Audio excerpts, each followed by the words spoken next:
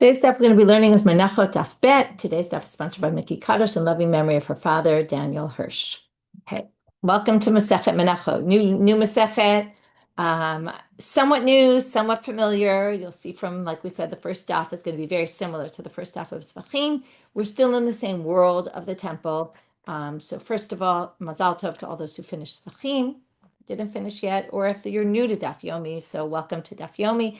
Might be not the easiest place to start, but it is going to be an interesting Masechet where we're going to learn a whole world where I feel like even if we were brought up understanding the basics of some stuff about korbanot, even though many of us really don't know so much about korbanot, but animal sacrifices, for sure, the details of the mincha offerings are much less known to everybody. We're going to learn how many different types of menachot are. You might be surprised by the sheer number of different types of menachot that there are. I'll just throw out some numbers. If we categorize them, and you can listen to Ayelet Hoffman Lipson Shiur, Introduction to Masechet Menachot, which you can find on our daf. The intros, by the way, are now found on every page of every daf of the Masechet. You can always go from the very top to listen to the intro, which is actually a great feature because sometimes the intro, as I always say, is much more useful once you're already in the middle of the Masechet and you've already learned things. Then the intros are useful to give perspective on what you've learned. It's kind of hard in the beginning. It's helpful to have an introduction, but it means a lot more if you listen again in the middle. But there's different ways to categorize them. I'm going to just categorize them in this way right now, just to give you a bit of a insight into Menachot. There's 11 korbanot yachid, the mincha offerings by individuals. You can count them as 9, you can count them as 11. We'll talk about it right now. There's 3 communal ones. So some are brought by the community as a whole, and those are on special days of the year, which is, well, the lechem apanim is every week. It's a type of mincha offering. You might not have known that, but it is. The shtei lechem, which is brought on Shavuot, and the omer mincha offering, which is brought with the korban omer on the day after the first day of Pesach. There's also libations, which are brought with a certain korbanot, and with those are mincha offerings. Minchatam v'nizkehem k'midubar. We say it in our davening all the time. We don't always necessarily pay attention to that. So there's communal, there's ones that are brought with korbanot, which, by the way, are communal and individual, and then there's ones that are individuals. Now, the individual also breaks into 2. The individual splits into ones that are voluntary offerings, just like we saw with regular korbanot, and obligatory offerings. Okay, we're going to get into what all the obligatory ones, the 2 that can kind of go either way, or it depends where you classify them, but they're ones that actually come with korbanot, but they're specifically korbanot that come in for particular reasons, like a Thanksgiving offering has 40 loaves of bread that come with it. And the Nazir breads, the Nazir has to bring also breads with when it was korbanot.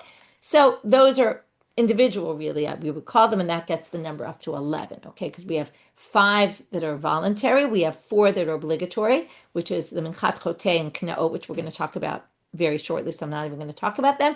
And there's the chavitin and the chinuch. The chinuch is the one, the Kohen, the first day he goes to work on the job, he brings the minchat chinuch. And the Kohen Gadol every day brings the minchat chavitin. So they're individual offerings, but they're also of a bit of a different sort because they're for the Kohanim specifically relating to their job. Okay, that's a little bit of what menachot are. If you want to know the exact order of the chapters and what we're going to be doing, so again, Ayelet discussed it, but I'll say it very briefly, which is we're starting off the same way we start in Zvachim, in a very seemingly strange way, but it actually is the way many of the Masechtot start out, with all the mess ups, okay? The ways that you can ruin something, instead of starting where I might have thought to start a book with, okay, here are the rules. Now, this is what happens if you do them wrong. No, we start with, what if you do it wrong? I'll give you another example, like sukkah. Sukkah starts out, a sukkah that's 20 cubits high is disqualified. Okay, Rabbi Yehuda disagrees, but basically it's all about disqualification rather than how do you build a sukkah? What are the criteria? What do you need? Okay, it's an interesting way to start. Why this is, this is in the Mishna, right? This isn't the Gemara. The Mishna started out that way, and then the Gemara just discusses the Mishna. Why the Mishna did that is an excellent question, and there's different theories about it, but I'm going to leave it as an open question. So we're going to start off with all the disqualifications. We're going to end with what are the rules for all the different menachot. In the middle, we end up with this interesting section, which makes menachot a little bit more relevant, where we're going to talk about mezuzah and tefillin and tzitzit. So we're going to get into all sorts of other mitzvot. We'll see how that all connects later. So without any more introduction, I want to say one more thing that's really important to know. And again, you can hear this all in Ayel's introduction. She goes into these things more in depth and kind of gives a good perspective on it. But all Menachot are Kodesh Kodeshim, which is very interesting because it puts them. Okay, by the way, there's an intro of Ayel, and there's also an excellent intro of Alana Steinhain, which is all about like what is a korban mincha, how does it compare to animal sacrifices. Very, very interesting shiur as well.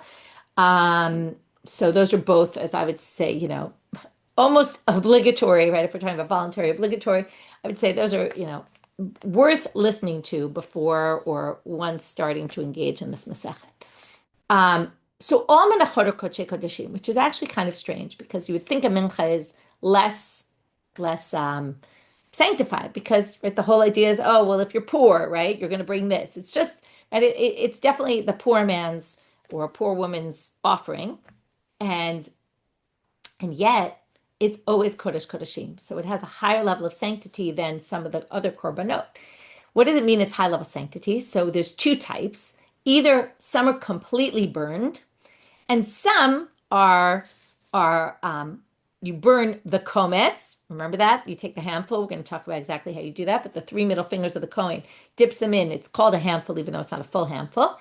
And then that part gets burned on the altar. And if you remember, the shirayim, the remainder of that actually is eaten by the Kohen. So the Kohen gets the bulk of the korban.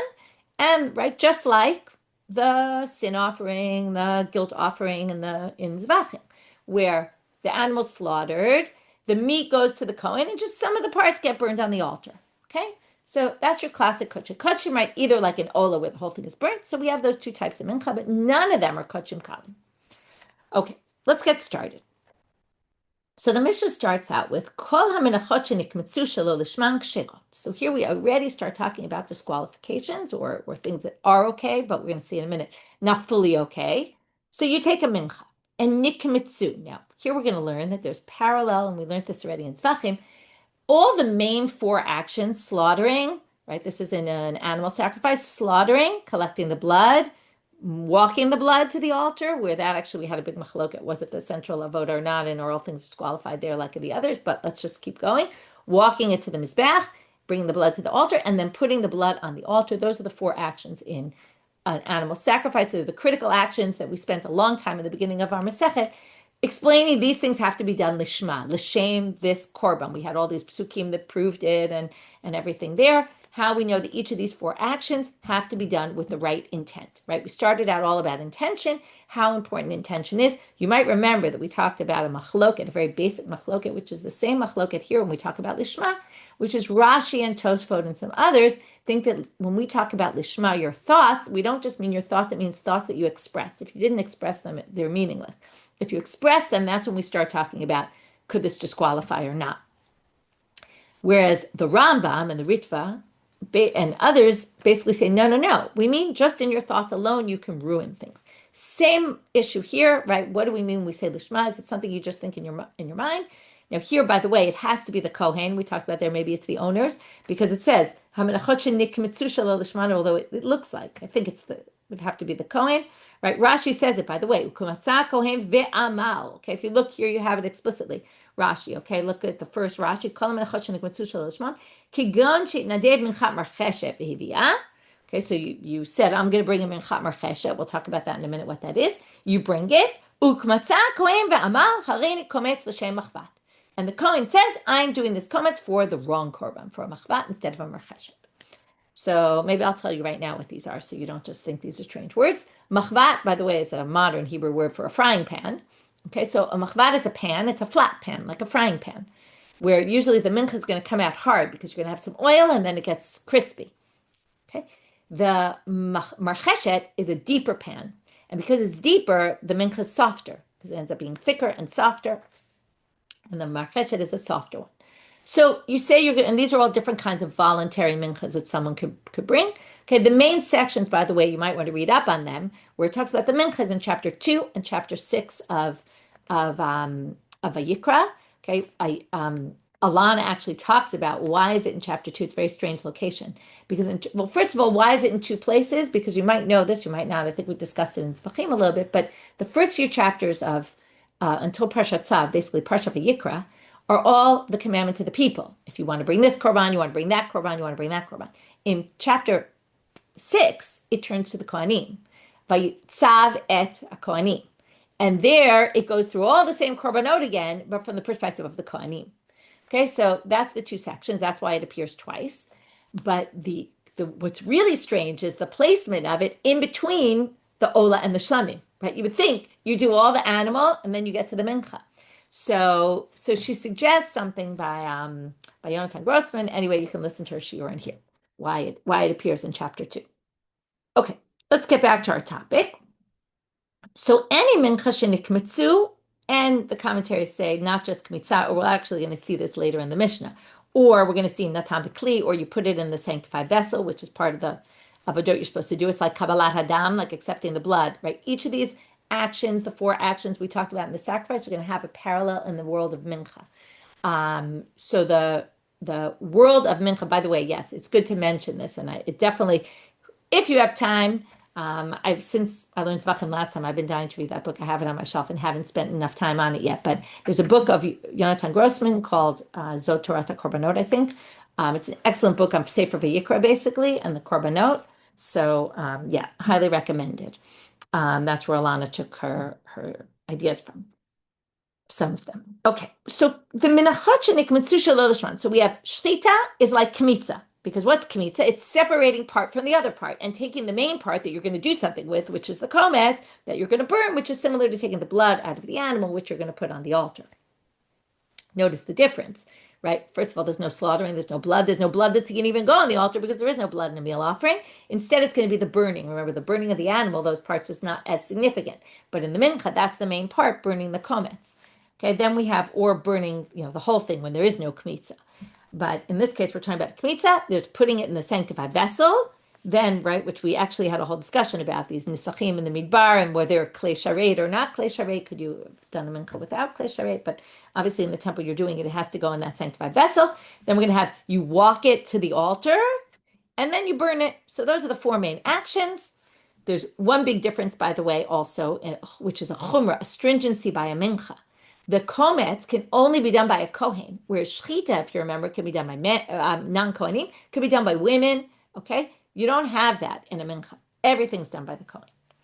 So now we have a mincha shenichmitzu shelo lishman. Okay, it's been hard to get through this first line. We're almost there. Kshirot. So it's actually valid. What does it mean it's valid? Well, it's not completely valid, but ela shelo alu lebalim l'shem chova. But they actually did not fulfill the obligation of the owner. Exactly like we saw in Zvachim. If you remember, you can do a korban, if you do a korban shelo lishma, so it's kasher, which basically means, if you go ahead and do the rest of the actions, the kohen can eat the remainder, right? And you can continue to do the actions. You don't have to stop right there because you ruined it, okay?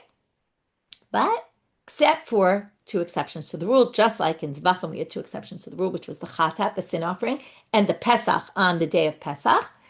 Chutz minchat chotei and minchat k'naot. There's 2 exceptions to the rule. The minchat chotei, remember what that is?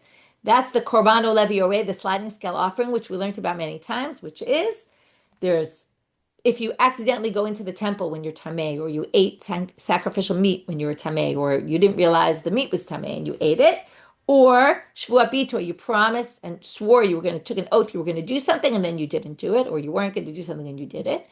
Or shvuat ha'edu, which is you claim I stole something, I swear I didn't steal it, and then I later come and I admit, I did steal it. Okay? So that's a minchat chotei. Now, what does it mean? It's a sliding scale offering. So it starts with, really, you're supposed to bring animals. If you can't, an animal offering. If you can't afford an animal, you bring 2 birds. If you can't afford the bird, then you bring the meal offering. So that would be a case where it's like a chatat, basically. Okay? I see you're asking about it's definitely not meat, the meal offering. The meal offering, we're going to see what it's made of. It's all flour, some sort of fine flour, usually wheat, sometimes barley. That leads us to the minchat k'no, which is made of barley. And usually it has oil, and then it's brought also with frankincense, although some come without oil, some come without frankincense. There's different rules.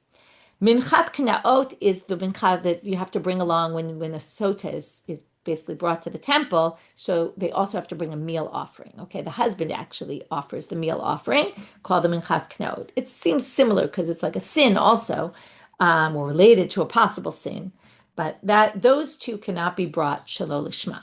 So they're completely disqualified. Minchat chotei and mincha kneot shmatzan shelo lishman. So now we're going to see if you did the kemitza of the mincha chotei, or the mincha kneot shelo lishman, or natam kli, or hilech v'iktir shelo lishman. This is why I told you later in the Mishna we're going to see all those four actions, which are presumably the same in the first part of the Mishna. They just didn't mention them, but also the kinds that are kasher just don't fulfill the obligation for the owner, are also all those four actions, even though the Mishnah specifically said nikmitzu.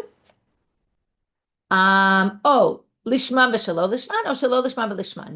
Not only if they were done shelo lishma, but if they were done half of it shelo lishma, meaning either you started out lishma and then while you were continuing, you said, "Oh, I'm doing this for the sake of the wrong korban," or you start out with the wrong korban and then switch to the right korban. Either which way, if you had at any point a thought within the action of doing a shelo lishma, psula, it's completely disqualified if it's minchat chotei or minchat knaot. Kitzad lishma v'shelo lishman. So what would be a case? Now they want to spell it out for you. How would it be lishma v'shelo lishman? L'shem minchat chotei or l'shem minchat nedava. Okay, so you started out l'shem minchat chotei, which was lishma, and then in the middle of the kemitza, you said, "Oh, I'm doing this l'shem minchat nedava for a voluntary offering," which is not what it was meant to be. That would be disqualified. What would be shelo lishman or lishman? The exact reverse. Okay, you're not sure why the Mishna is actually spelling everything out here. But l'shem minchat nedava or l'shem minchat chotei. So you start off at the minchat nedava and then you move to the minchat chotei. A few things before we start the Gemara. First of all, in Zvachim, we had a very long discussion in a number of dapim in the beginning about what's the source in the Torah for all these laws of lishma in all the four actions. Here we don't have that at all. And the commentaries, some of them say that basically they're learning it out from this one pasuk in at the end, which we've seen a bunch of times already. At the very end of the section of the Korbanot in chapter 7, it says, Zot Torah, these are the rules, la'olah, la'mincha, la'chatat, la'asham, v'la'miluim, v'la'zevach hashlamim. And it puts together the mincha with all the other offerings. And from there they say, oh, the rules of lishma that we derived all there is the same for the mincha. Okay, that seems to be the base pasuk where it's learned from. Okay, now I think there was something else I wanted to add, but I don't remember right now. We'll go on, and if I remember it later, I'll add it later. So now the Gemara starts off with the exact same sugya that we saw at the beginning of Zvachim. And what's going to bother the Gemara right now is a very simple word. Okay, the Mishnah reads like this. Let's go back to the first line. Ella, this word Ella is going to basically be the main thing, except shelo alu l'balin l'shem chova. Now to you and I, at least the way it seems to me anyway, it seems pretty clear that Ella is necessary, right? What's it telling you? Well, it's totally a good korban, but it doesn't fulfill the obligation of the owner. Okay? That seems like the right way to write it. But the Gemara is bothered by that word. Lama li'lemina Ella. Why does it need to say Ella?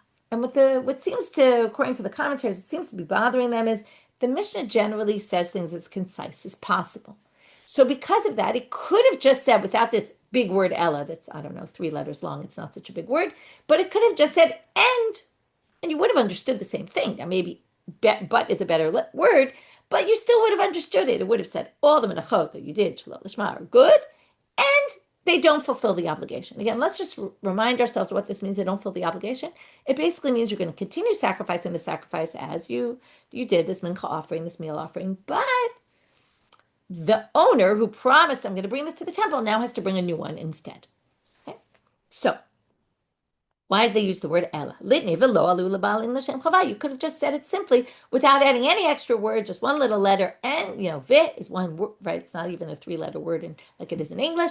It's one letter, vav, just say v'lo alu l'balin l'shem chava. So they say it must be coming to teach you something extra. Now, if you just said, and it doesn't fulfill their obligation, but it's kosher, right? So what would you assume? Okay, it's kosher. It means I go ahead with the rest of the steps, and I give the remainder to the kohen, okay, and end at that. So what is this extra word coming to teach you? Something additional that you might not have thought, which is hakamash malan. It's exactly the same thing we learned in Zvachim. Hakamash malan. It teaches you lebaalim hu delo alu l'shem chova hamincha gufa kshera va'asur l'shanuya. It's true that it doesn't fulfill the obligation of the owner. However, you cannot change anything about it. Meaning, once you did it wrong, Don't think, oh, I could do the next part of the process. I could put it in the vessel with the wrong thought. As I started off, I took it was a minchat marcheshet, and I said instead I'm doing it in a machvat, and then I just can continue when I put in the vessel. I say, oh, I'm also doing it l'shem machvat. Okay, once I mess it up, so who cares? It's already messed up. Well, kid, you can't do that. Kid Rava, and it's like Rava said, the Amar Rava, Ola sheshachata shelo lishma, asur lizrot dama shelo lishma. If you do an ola and you slaughter it shelo lishma, you can't sprinkle the blood shelo lishma. Okay, and for all intents and purposes, not just a lishma disqualification, any disqualification. You might say, oh, I can do pigul, I can do this, I can, it's already messed up, so who cares? You don't do that. Now, on what basis do we say this? So they bring Rava to support this. And what do? We suggested maybe the word Ella is come and teach us something. Well, it's very nice. What, did we make this up? Well, they're telling you we didn't make it up. Rava says this halacha. So we're just going to connect this word Ella to that halacha of Rava and say, oh, that must be coming to teach you what Rava says.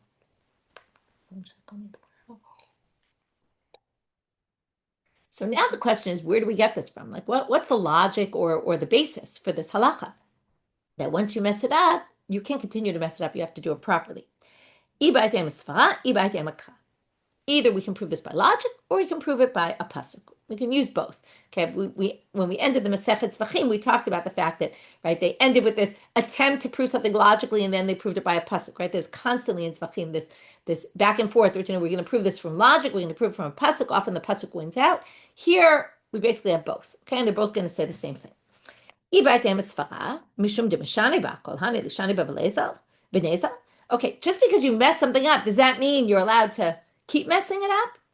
Right? I think it's like, I'm trying to think of it exactly, but two wrongs don't make a right. Okay, right? And don't keep going and doing wrongs just because you messed one thing up already. Let's find it from a pasuk. Okay, there's this pasuk with a bit of a problem in it. Keep your promises, what you express in words. And do like you made a vow to God, a nidava. Now, it's very weird. It sounds like do like your vow said, which is bring your vow. But a nidava is not a neder. Now, they're similar. They're both volunteering something. Since we're in the world of korbanot, let's talk about the difference between a neder and a nidava when it comes to sacrifices. I say I vow a neder, that I'm going to bring something to the temple. That's saying, I vow that I'm going to bring it. It's on me. So if I then designate an animal or a meal offering or something and it gets burned, ruined, destroyed, gone, lost, I have to bring another one in its place because I committed that myself, I'm going to bring something. And nidava is where I say, hare zo alai. This is going to be brought to the temple. Now, if something gets ruined after I promised it to the temple, I can't bring it. So therefore, I'm no longer obligated. That's the main difference. But the point is, they're two different things. Why does it start off with the language of a neder and move to the language of a nidava? Nidava is really, it's like a gift, you could call it. So nidava, nederhu, karile neder, but karile nidava, right? In other words, it's very strange. They seem to be calling, right? It starts off with a neder, then it calls it a nidava. Ela im kamosha nadarta asita yehe neder. So they say like this. If you do it exactly as you vowed to do, which is bring it lishma, then it'll be a neder. V'im lav yehe nidava. If not, it morphs into something else. Meaning it then just becomes a gift. It's not fulfilling an obligation, but it's a gift. And turning now to Amabet, unidava mishari l'shinuyeba. Now, once we call it a nidava, well, a nidava has its own rules. You have to bring a nidava to the temple. You can't mess things up along the way. So once we basically say a neder that's not brought properly becomes a nidava, well, then, of course, it has to be done according to the rules of a nidava, which, again, have to be lishma and all that. You can't just mess it up at that point. So we have a proof. Okay, what we did so far is we explained in the Mishna what can be done, that is brought within the world of mincha. Which menachot are brought that if you do them, they're kasher.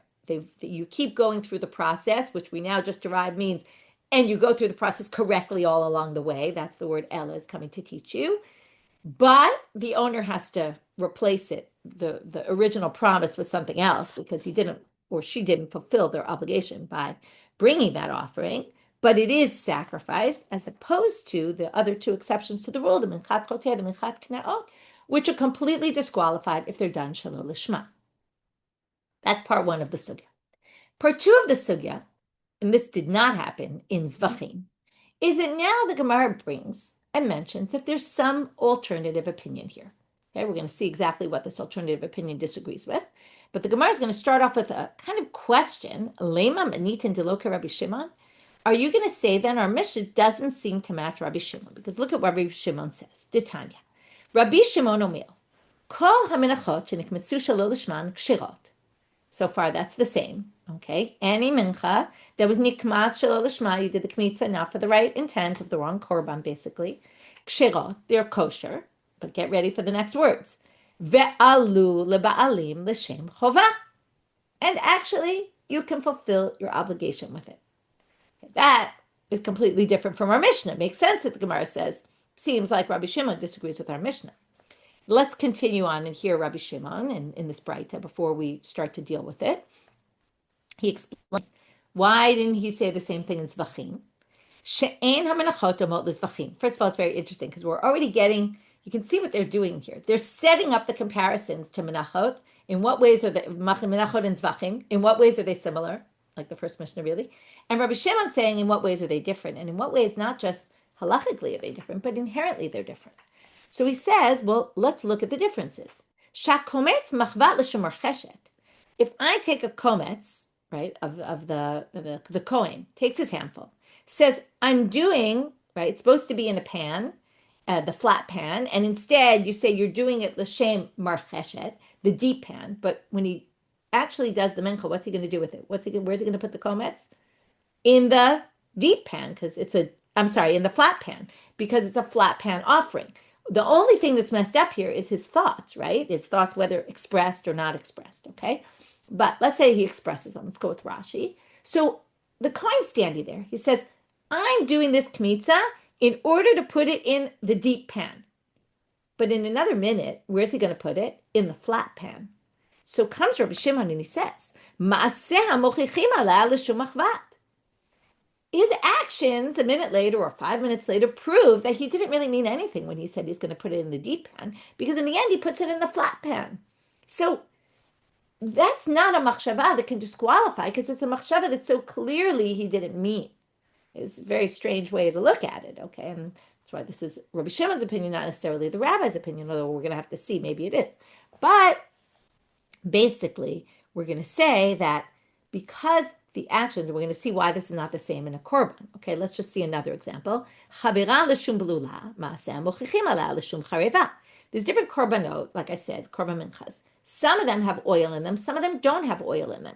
So if you do one that's supposed to be dry without oil, and then you say, well, I'm doing it to mix it with oil, for the sake of a korban that's mixed with oil, and then you don't mix it with oil, it was clear. Some commentators even say it was a machshavat sheker. It was basically a lie. That's not something that could ruin, right? When you say something totally ridiculous, right, and that you don't mean, and it's clear you don't mean it, well, you can't mess things up by saying something so wrong. And since your actions clearly prove that that wasn't what your intent was, that for some reason you said it or thought it, if we go with just thoughts, but it's obvious that you meant to do it the right way, and therefore it's completely valid. Why in Zvachim is this not the case? So Rabbi Shimon continues to explain. B'Zvachim ain't okay. Shlita achat lekulam. There's no difference the way you slaughter this animal or that animal for a chata, for an ola, for a shlamim. They're all slaughtered in the same way. Zrika achat lekulan. You sprinkle the blood in the same way. Now, that's not exactly true. Okay, we learned there's different sprinklings for all the different korbanot. But the fact is that if you did just one instead of two that are four, or four, all that, we said in the end they're all valid. So since basically, when you do the sprinkling of the blood, if you just did one or you just did it really could fulfill your obligation for any korban, so your actions don't prove that it's wrong. But if I do the machvad and a marcheshet, that's completely wrong, right? That's different. That's clear. Those are two completely different actions. But sprinkling the blood is basically the same action. And kabbalah chad lekulam, and putting the blood in the sanctified vessel, it's done the same for all the korbanot. So only in a mincha can you say this. And that's why Rabbi Shimon has this different approach in mincha. Now, the complicated part of this sugya is that right now, the sugya is going to kind of assume that you read the end of the daf before you read the beginning of the daf, okay? Or before you read this part of the daf. So I'm going to stop for a brief minute in the structure here. And what I'm going to do is I'm going to show you on the sheet what we're going to read in a bit, okay, which is this other bright of Rabbi Shimon. what we're going to try now to do. Now, the question was, is our Mishnah a lot like Rabi Shimon? And it basically seemed like our Mishnah is not like Rabi Shimon. But they're going to say, well, it really depends how you understand Rabi Shimon. And there's a whole contradiction between what Rabi Shimon says in the Breita that we saw, which is on the second chart of the page, okay, to another Breita Rabi Shimon says. So we're going to read it now inside. Okay, we'll read it. You can follow along on the chart here, or you can skim down to lower in the page, and then we'll read it again when we get there. But it's very hard to learn the sugya without learning this first, so we're going to go learn it first. Rabbi Shimon Omer, Kodesh Kodeshimi Kachata Kasham. He quotes a pasuk about the mincha. This is where we see the mincha is a Kodesh Kodeshim. It's a high-level sanctity, like the chatat and like the asham. Now, it could have just said kachatat, and you would have known it's high-level sanctity. Why do you have to say also like a sin offering, also like a guilt offering? Because it wants to teach you, Rabbi Shimon says, yesh mehem kechatat veyesh mehem kasham. Some of them are like a chatat, some of them are like an asham. Now, let's go back to the first Mishnah in Zvachim, if you remember. So what did we say? All the korbanot that are brought to lo lishma are ksherot, other than the minchat, than the chatat. Okay, if you might remember, Rabbi Eliezer there says asham and chatat are the same, but this is going by the main opinion, which is that asham is going to be, valid if it was done lo lishma, but it's not going to fulfill the obligation. That's what we're going to say right now. Minchat chotei arei kechatat. So which one is like the sin offering? The sin offering, right? The mincha chotei, the sliding scale that we talked about.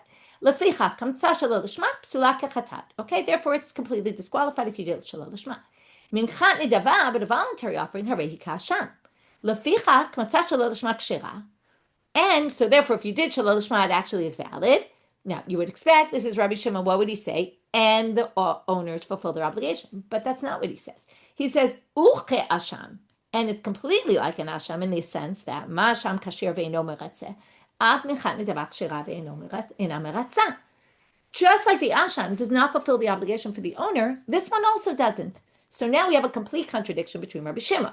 One place he says it actually fulfills the obligation. The other place he says it doesn't fulfill the obligation. Well, we're going to see later that there's three solutions to this problem. Rava, Rava, and Ravashi. And the order is chronological. That's the way these sugyot are organized. Chronological order, who said what first. Okay? So, Rava comes and says, and I'm going to go through all these answers and then we'll go back to them later. Rava says, let's resolve, and then we're going to say, basically, we're going to try to see, do these resolutions fit into the contradiction between our Mishnah and Rabbi Shimon? And if we explain it that way, then they actually don't disagree. Because they agree, they're each just talking about different situations. Just like Rabbi Shimon doesn't say the same thing in the opposite. He just must be talking about different situations. So Rava says there's a difference between Shinoi Kodesh and Shinoi Baalim, which you might remember. Right? One is doing it for the sake of the wrong korban, which is what we've been talking about. And that's Rabbi Shimon in the first Breita that we saw, where he says you could fulfill your obligation.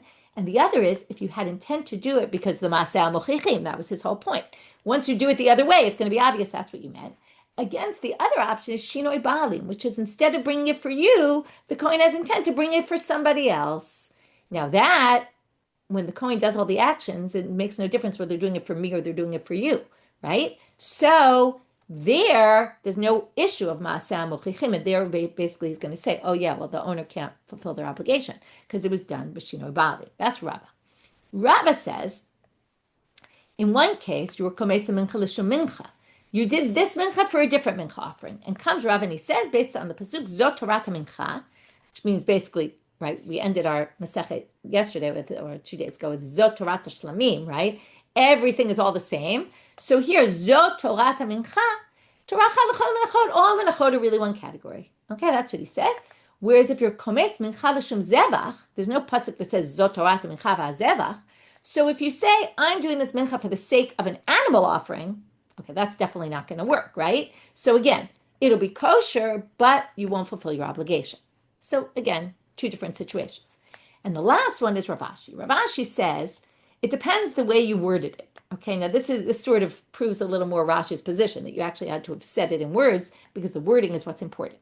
If you said, I'm kometz machvat l'shem marcheshet, okay, I'm taking a pan, right, a thing that was meant for a flat pan, and I'm doing it for in a deep pan. You just said, I'm taking, instead of doing this pan, I'm using this pan. Okay, or you didn't say instead of. You just said, I'm using a deep pan, and then a minute later you take the flat pan. Okay, so Ravashi says, all you're talking about is a vessel. Deep pan, flat pan. Okay, it doesn't matter. There's no disqualification thought in talking about a pan. But if you said, I'm kometz minchat machvat, you said, I'm going to do the kometz here right now. I'm doing it for the mincha called the minchat machvat. And instead of doing it for the minchat machvat, I'm actually doing it for the minchat marcheshet. Then you've disqualified it because you use the language of mincha. Okay? So if you're just saying, I'm using the wrong pan, that doesn't disqualify. If you're saying, I'm doing right now a minchat marcheshet when it was really a minchat machvat, that's a problem. So those are three different ways of resolving this contradiction. The question is, can we implement the same difference for our Mishnah and Rabi Shimon? And that's the first chart on the page. So the Gemara is going to say like this. So is our Mishnah not like Rabi Shimon? And we read the whole bright of Rabi Shimon.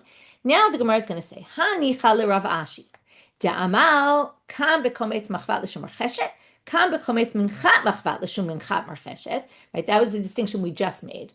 According to Rav Ashi, we could explain our Mishnah in light of Rabbi Shimon and say it all fits in. Because Rabbi Shimon, according to Rav Ashi, was only talking about if you said kometz machvat l'shum marcheshet. He was just talking about the vessels. Okay?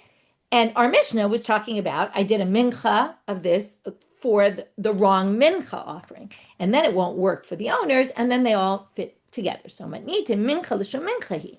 Okay, so again, right? There, what Rabbi Shimon, the way we explain the second Braita, we can explain our Mishnah. Okay? And then it all works together. Ela l'Rabba v'Rava ma'ika l'meimar. But Rabba and Rava's explanation of the two resolving the contradiction between Braita 1 and Braita 2 of Rabbi Shimon can't fit into the Mishnah. And let's see why. So let's go again. Okay, what did Rabba say? Rabba said that Shinoi Baalim is the way we explain the second Braita, which doesn't work for the owners. So we'll say that's our Mishnah, where you change the owner. Okay? And that's why it doesn't work for the owner, whereas Rabbi Shimon was talking about where you changed the type of korban. Okay, that definitely can't be the way to read the Mishnah, because the one difference between our Mishnah and the Braita, the second Braita of Rabbi Shimon, was the second Braita of Rabbi Shimon just said sometimes like an asham, and it works, but it doesn't fulfill the obligation. But it didn't give an example. Our Mishnah gave an example. What did it say? How is it done lishman with shalo lishman? It said l'shem minchat chotei u l'shem minchat nedava. Okay, and presumably that's a case where it's disqualified, but presumably it would be the same. When we talked about any mincha that's kemitza shelo lishma, it would be the same kind of thing. So you can't possibly read that as shinoi baalim, because hamanit and shinoi kodeshu.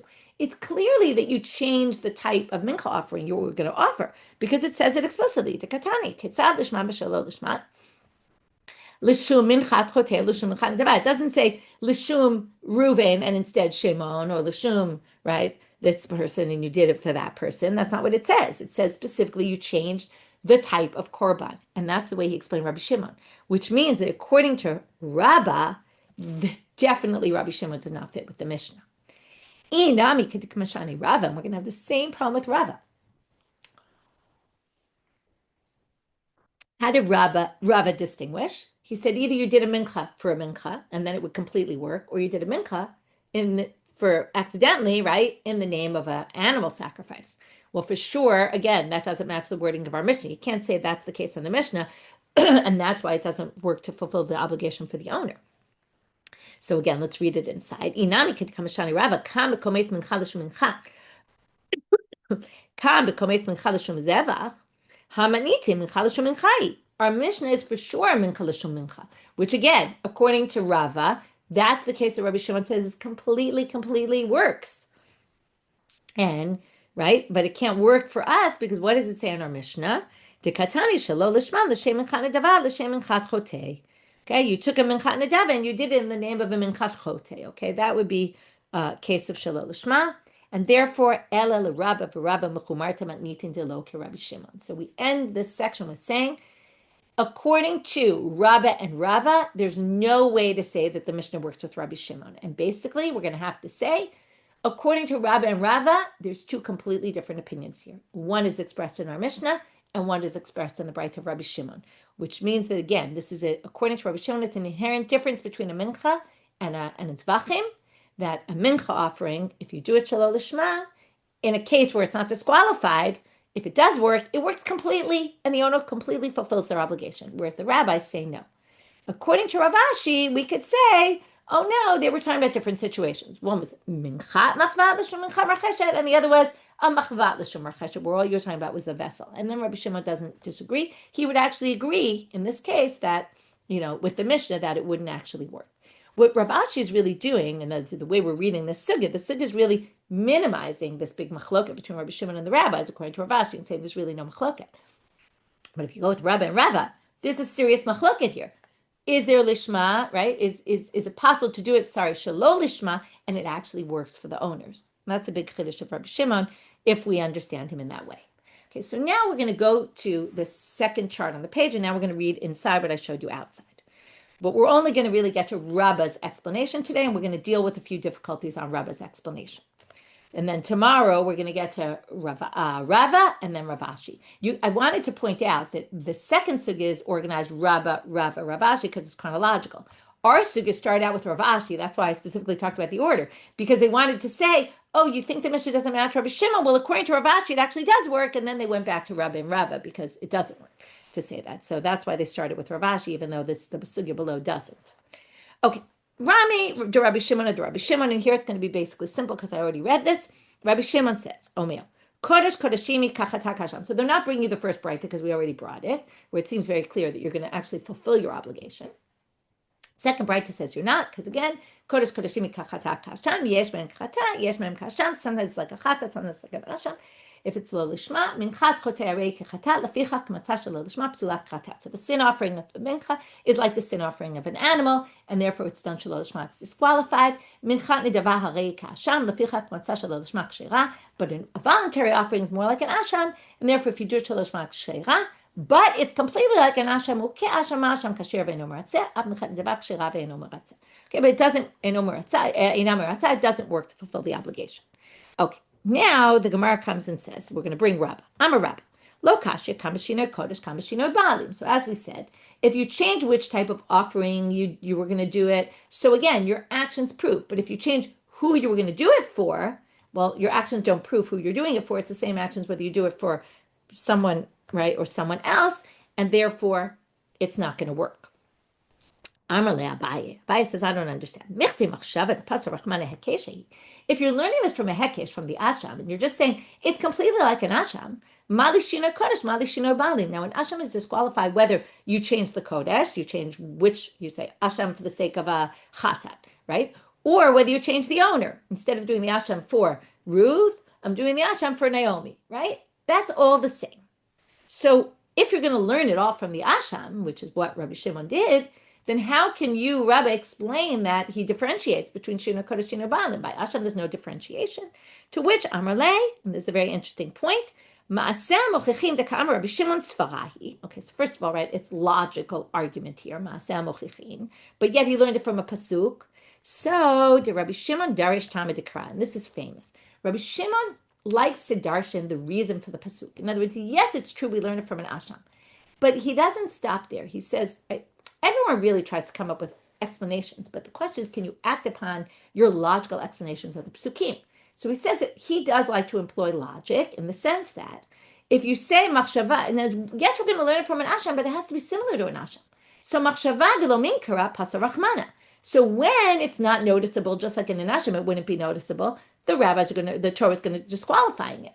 But the comparison only works when it's similar. Machshava de minkara, if it's a noticeable difference, lo pasa rachmana. So therefore, the comparison is only going to be the comparison for Shino Balim, because in Shino Kodesh, again, the actions prove, and therefore Rabbi Shimon takes the comparison, but only where it makes logical sense.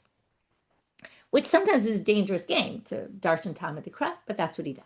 Okay, the rest of this chart we're not going to go through today because that's Rava and Rav Ashi, and we're not up to them yet. So now there's a siman for a slew of difficulties we're going to raise on Rava, okay, because we're only in Rava so far. Siman, ola, malak, umitza, chatara, of, kochim, chalim. Okay, that's just a mnemonic. Elame'ata, so we're going to deal with two difficulties today. Elame'ata, ola ta'of, if you say shinoi kodesh, right, if ma'aseh mochichim is the whole thing, and if the actions don't prove, then, it's going to be a problem. If the actions don't prove, then it will be an issue. But if the actions could prove, then it actually will fulfill the obligation. That was right, Shino Kodesh versus Shino Balim. Alameata, olata of shemelaka lemala, mishum chatara of tiratzeh. Okay, now we have to remember all sorts of things we learned in Zvachim. The olat ha'of, the burnt offering of the bird, you do the malika, the strangling of it. But that's the malika, that's the strangulation that you do in the temple. It's not really strangling, it's malika. It's not shchita, I'm sorry. It's a kind of, right, like I meant slaughtering. It's the type of slaughtering that you do in the temple. So it's called malika. If you do it on top, mishum chatat ha'of. Now the olat ha'of is supposed to be done at the top, chatat ha'of is supposed to be done at the bottom. So if you're standing at the top, where it's obvious you're doing it for olat ha'of, this is a classic case of maseh mochichim.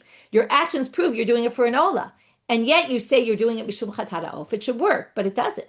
We know it's disqualified. Why? Maseh mochichim alad olat ha'ofi. The fact that you're standing at the top should prove that it's an olat ha'of. Di chatat ha'ofi, because if it was a sin offering like you claimed you were doing, lemata ave avidla. And yet, so according to what you're saying, if the actions could prove it, it should be good, but it's not. To which the Gemara answers, Atu chatat ha'of lamala mileta. What do you mean? You could technically, just like I said with the blood, you're supposed to do the blood in a particular way, but if you did it that way, it works. Same thing. If you take the chatat ha'of, it's supposed to be slaughtered at the bottom next to the altar, but you did it at the top of the altar. They say that malika everywhere is kshera. Okay. The second question we'll leave for tomorrow. We'll stop here. Okay. So the second question kind of comes up on the stuff, but then the answer, it's actually a kind of similar question, but we'll leave it for tomorrow. So again, we did today, we saw the exact parallel Mishna of Menachot to Zvachim. We thought it was completely parallel, although we found out when we got to the Gemara that there's a braita, right? Besides that, the Gemara added this Ella and wanted to teach you this other halacha. You have to do the rest of it the way it's supposed to be done. But the central part of today's stuff was really this opinion of Rabi Shimon, which seems to be coming out of left field all of a sudden saying, oh, by the way, mincha is not like Zvachim, and if you do it Shalosh Shema, it actually could fulfill the obligation.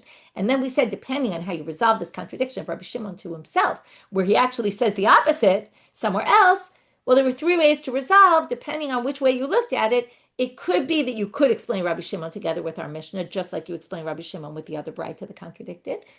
Or, according to some of them, it might be that you could resolve the contradiction between Rabbi Shimon and Rabbi Shimon in that way, but you can't necessarily resolve our Mishna in that way, because our Mishna actually expressed that we're talking about a minchat machvat, or minchat nedava, l'shem minchat chatat, or the reverse. It would seem very clear you're not talking about shina ba'alim, and you're not talking about mincha l'shem zevach. So two of those answers really didn't work, in which case we have two tracks. Either Rabbi Shimon really does disagree with our Mishnah, or maybe Rabbi Shimon actually could work in with our Mishnah. And then we just went into the contradiction. We got to the first opinion, the first resolution of Rava, and we're in the middle of a slew of questions, of difficulties raised against Rava's position. That we finished for today. Welcome to Masechet Menachot, and we'll pick up from here tomorrow. Wishing everyone a good day.